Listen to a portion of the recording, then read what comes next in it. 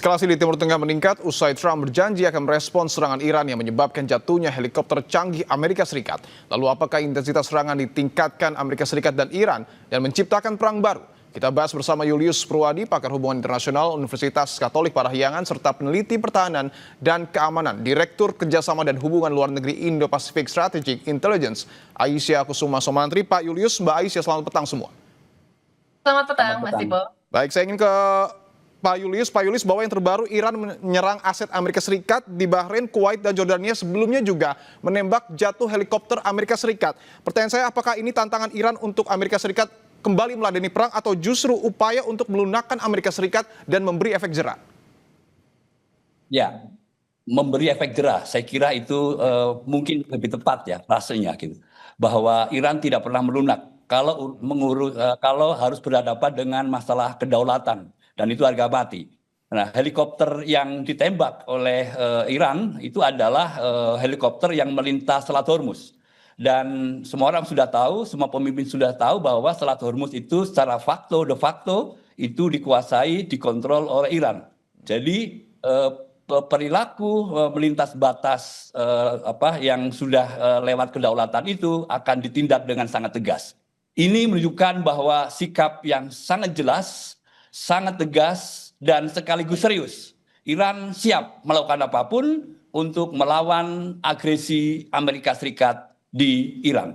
Oke, saya ingin ke Mbak Aisyah bahwa yang menarik juga Trump berjanji akan membalas serangan Iran yang menembak jatuh helikopternya. Tetapi pertanyaannya, apakah Trump ini akan membalas dengan serangan yang lebih besar atau ada hal-hal lain yang mungkin menjadi pertimbangan? Ya, saya kira sebenarnya ini merupakan tit for tat lagi ya, yang kemudian sudah terjadi dalam beberapa bulan yang lalu. Dan kemudian kita lihat bahwa salah satu alasan mengapa eskalasinya semakin tinggi adalah karena Amerika Serikat ini gagal meyakinkan Israel untuk dapat menghentikan kampanye di kawasan Lebanon. Iran di sini sebenarnya betul kata Prof. Julius ingin memberikan pelajaran. Karena kalau kita lihat di sini sebenarnya apa yang diinginkan oleh Iran adalah tidak memisahkan permasalahan Lebanon dari permasalahan yang ada di kawasan Selat Hormuz dan perang Iran, Israel, Amerika Serikat secara keseluruhan. Jadi sebenarnya ini merupakan satu kesatuan masalah yang harus dilihat dan kemudian dipertimbangkan. Nah, di sini permasalahan eskalasi yang sudah dilakukan oleh kedua belah pihak, saya rasa perlu dilihat sebagai salah satu cara untuk menekankan leverage-nya di dalam perundingan. Bahwa kemarin dari Amerika Serikat kita tahu bahwa ada pernyataan mengenai bagaimana kemudian perundingan akan dicapai dalam beberapa hari ke depan atau bahkan beberapa minggu ke depan. Itu adalah range waktu yang sebenarnya sangat luas gitu ya kalau kita lihat. Tetapi dalam jangka waktu tersebut saya kira memang ini masih ada kesempatan bagi kedua belah pihak untuk menghentikan sebenarnya tekanan koersif diplomasi yang dilakukan. Karena kalau ini tetap berlangsung, saya kira negosiasi yang kemudian nanti direncanakan ini tidak akan terjadi karena adanya eskalasi yang terus-menerus terjadi sehingga defisit of trust-nya akan semakin besar, bukannya malah berkurang gitu di antara kedua belah pihak. Oke, saya ingin ke Pak Julius. Saya masih ingin menggali seberapa besar sebenarnya kemungkinan Amerika Serikat ini untuk membalas serangan Iran, karena kita tahu kondisi di internal Amerika sendiri juga sebenarnya tidak sepenuhnya mendukung perang ini terus berlanjut. Pak Julius. Ya. Kali ini saya kira Trump sangat berhati-hati untuk membalas ya. Itu yang saya tangkap. Setidaknya kita bisa melihat dari sinyal Trump ketika dia menghubungi Netanyahu. Trump itu kan mengancam Netanyahu gitu, yang tetap ngotot untuk membalas serangan Iran ya gitu. Sebali serangan ke Lebanon dilakukan. Dan sepertinya Trump sangat khawatir apa yang dilakukan oleh Israel itu akan memburuk situasi. Nah, sama saja sebetulnya. Kalau nanti misalnya Amerika Serikat pada akhirnya membalas dengan serangan besar-besaran, artinya akan meluluh lantakan jalur diplomasi yang Amerika Serikat sendiri sudah bangun dengan sangat susah payah.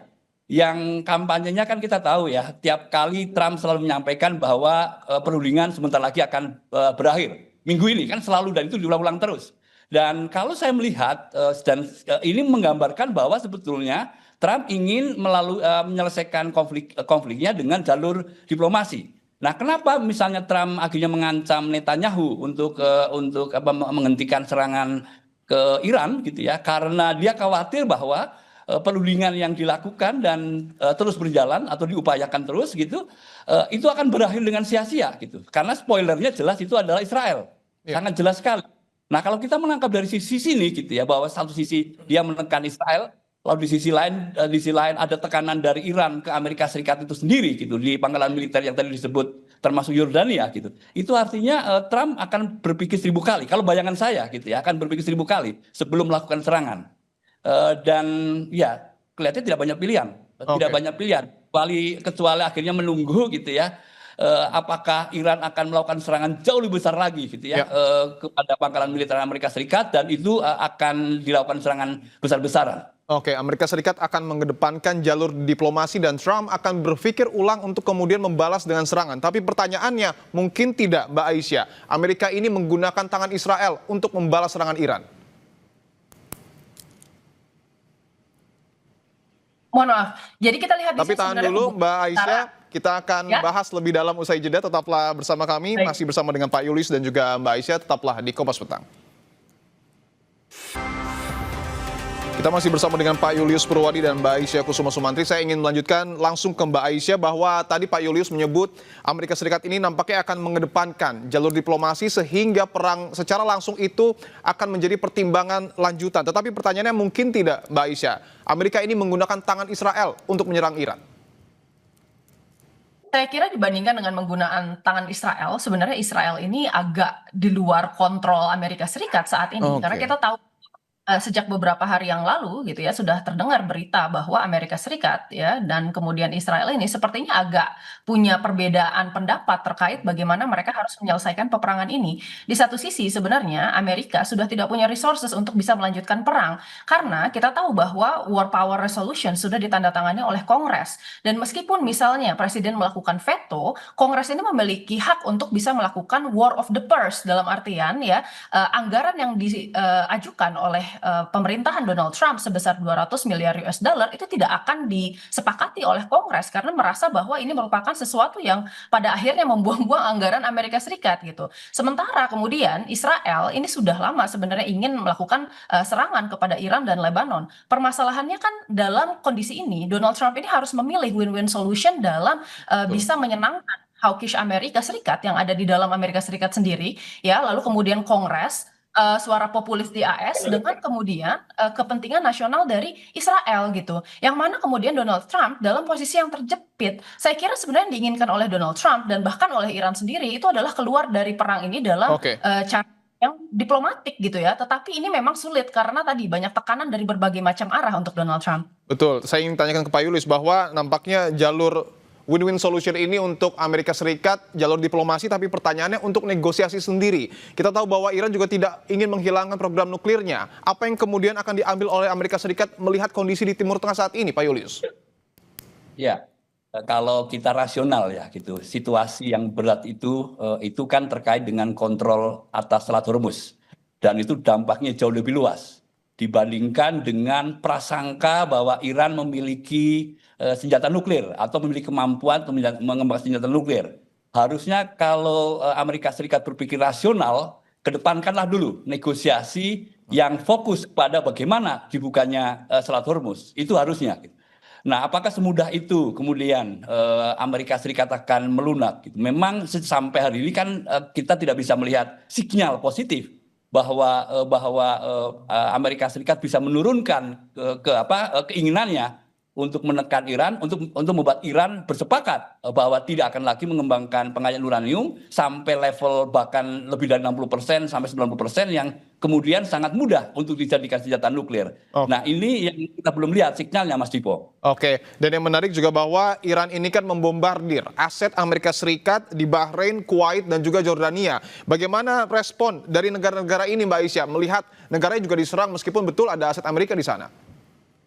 Ya, memang saya kira sebenarnya sejak awal Arab Saudi ya ini meminta negara-negara GCC untuk menyatukan suara agar kemudian tidak merespon secara menggunakan kekerasan ya. Dan kita lihat secara kolektif sebenarnya semua negara ini memang berusaha untuk menekankan aspek diplomasi dengan bagaimana kemudian waktu itu Bahrain mengajukan draft resolusi ke DKPBB untuk meminta Iran berhenti menyerang negara-negara GCC. Tapi permasalahannya memang kalau kita lihat soliditas dari negara-negara GCC ini agak terpecah gitu. Karena kemarin kita tahu bahwa baik itu Arab Saudi justru yang main proponen yang meminta bahwa negara-negara ini tidak melakukan kekerasan, serta kemudian bahkan UAE sendiri ini secara diam-diam melakukan retaliasi. Memang mereka tidak menyatakan diri sebagai negara yang kemudian menjadi belligerent atau pihak yang bertempur, tetapi kemudian mereka melakukan balasan-balasan tertentu kepada Iran. Jadi saya rasa sebenarnya saat ini semua negara ini masih wait and see, dan mereka berusaha untuk kemudian mensolidifikasikan posisi mereka agar kemudian negosiasi ini berjalan dengan lancar. Karena apapun yang terjadi ya di dalam peperangan ini, khususnya eskalasi di dalam Selat Hormuz dan implikasi yang dirasakan oleh Iran, termasuk diantaranya adalah keterhambatan ekonomi, lalu kemudian gangguan di Ya. dalam produksi pipeline minyak, itu juga akan menimpa negara-negara GCC apabila masalah di Selat Hormuz tidak diselesaikan. Oke, meskipun sebenarnya Trump ini mengklaim bahwa kesepakatan dengan Iran akan terjadi dalam beberapa hari ke depan, tapi eskalasi nampaknya terus meningkat. Pertanyaan saya, Pak Julius, terakhir, apakah kondisi saat ini membuka peluang bahwa perang akan lebih besar daripada sebelumnya, dan seperti apa dampak paling parah, Pak? Ya, selalu ada dua kemungkinan, ya, selalu ada dua kemungkinan bahwa perang bisa menjadi semakin besar ketika kedua belah pihak tidak bisa mengendalikan diri atau kembali ke jalur diplomasi.